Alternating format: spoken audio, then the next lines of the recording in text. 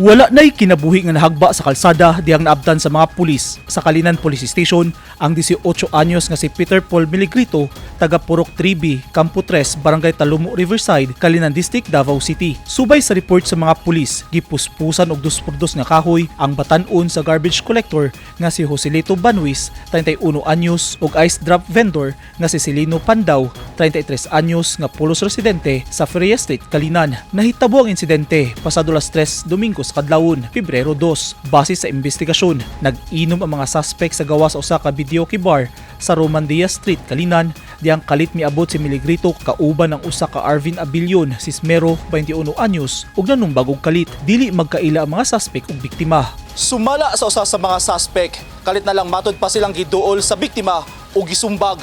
Hinungdan nga mibalos sila ug gipuspusan og 2x2 nga kahoy ang biktima.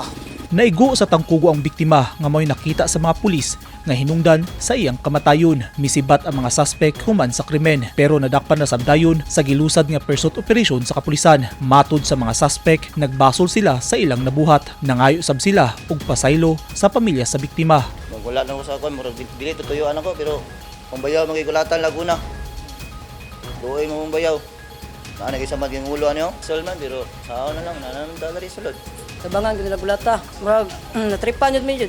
Tripan mi nila ba? Nakakustodiya na sa Kalinan Police Station ug mag-atubang og kasong murder ang mga suspitsado. Nagkabikilay silang duha and then mao to nay commotion na hitabo, nagkuha og 2x2 ning duha ka suspects ug gihapak sa minor victim. Kay una ani sir gisumbag man sa minor victim kading isa sa mga suspects. Desidido ang pamilya sa biktima nga mapanubag sa nabuhat nga krimen ang mga responsable. Sumala sa 70 anyos nga amahan sa biktima, dili makatarunganon ang gibuhat sa mga suspect ngadto sa iyang anak. Ganun talaga ang may tabo, sir.